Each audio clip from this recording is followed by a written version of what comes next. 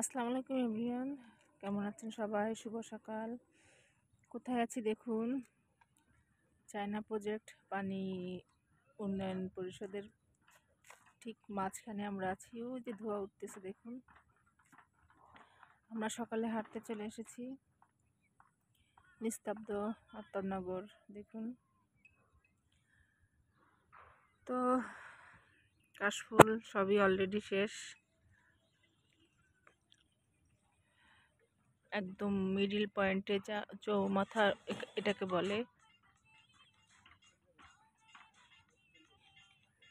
প্রতিদিন সকালে ট্রাই করি আসার, হাঁটার জন্য সুযোগ পেলেই চলে আসে এদিকে। তো প্রকৃতিটা কত সুন্দর দেখুন। আসসালামু আলাইকুম, কেমন আছেন?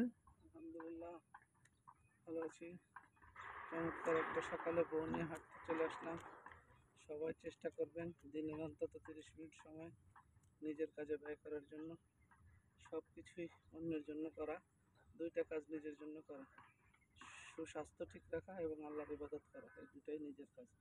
সো দিনের মধ্যে আধা ঘন্টা নামাজ, আধা ঘন্টা শরীর চর্চা, সব মিলে 1 ঘন্টা সময় ব্যয় করি। ধন্যবাদ। ধন্যবাদ। আর প্রকৃতি সম্বন্ধে কিছু বললেন না, যে এত সুন্দর জায়গা নিয়ে আসলেন আমাকে হাঁটতে। প্রকৃতি সবসময় সুন্দর, প্রকৃতি উপভোগ করতে পারাটাও একটা আলাদা যোগ্যতা। সো যার ভিতর সেই যোগ্যতা নেই, সে প্রকৃতির মর্ম বুঝবে না। আমি একজনকে জিজ্ঞেস করেছিলাম, দেখেন চাঁদটা কত সুন্দর, বলে কি আমি চাঁদের মর্ম বুঝি না, সুন্দর কি আর অসুন্দর। তো তাকে প্রকৃতির মর্ম বুঝিয়ে লাভ নেই। প্রকৃতি বুঝতে হলে প্রকৃতি প্রেমী হতে হবে। প্রকৃতির প্রতি যার প্রেমই নাই, সে প্রকৃতি বুঝবে কিভাবে? তো আসুন প্রকৃতির সাথে প্রেম করুন। মানুষের সাথে প্রেম করে বারবার ঠক খেয়ে লাভ নেই। প্রকৃতিকে ভালোবাসুন।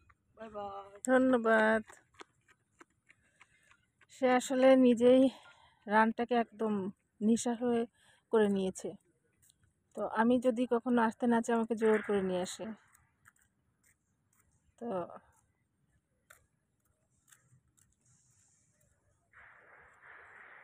তো ঠিক আছে, সবাই ভালো থাকবেন।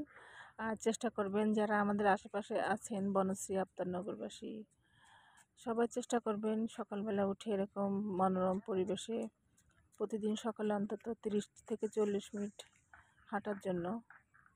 তাহলে শরীর মন দুটোই ভালো থাকবে। কারণ যান্ত্রিক শহরে হাঁটতে গিয়ে অনেক সময় আমরা বোরিং ফিল হয়ে যায়, কিন্তু এরকম প্রকৃতিতে যদি হাঁটা যায় তাহলে আর কি লাগে বলুন। এই তো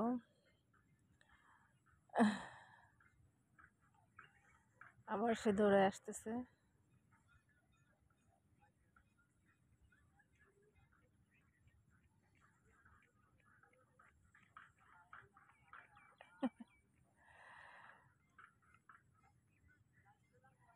এই তো এই অবস্থা। তো ঠিক আছে, সবাই ভালো থাকবেন।